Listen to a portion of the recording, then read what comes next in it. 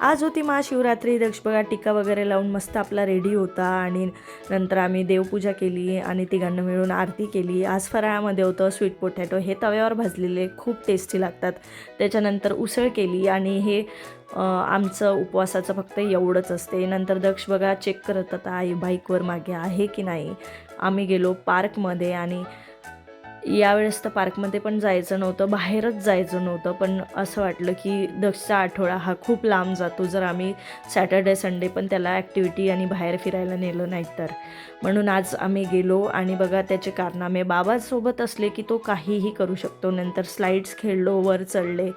त्याच्या बाबासोबत थोडीफार रनिंगसुद्धा केली आणि बघत होता की लाईट लागले आणि मला दाखवत होता की वाव बघा लाईट लागले. दक्ष आता खूप काही बोलायला लागला आणि बघा त्याच्या बाबाच्या पुढं जायला बघत होता आणि मस्त दोघांनी रनिंग केली. हे गार्डनच एकमेव असं गार्डन होतं जे आमच्या घरापासून 7 किलोमीटर दूर होतं, जे खूप जवळ होतं. म्हणून आम्ही इथे येतो आणि त्याला फिरायला आणतो. आणि इथं बघा पाण्याचं होतं आणि जयपूरला जशी त्याने पाण्यात उडी मारली तसा यातही त्याचा उडी मारण्याचा प्रयत्न सुरू होता.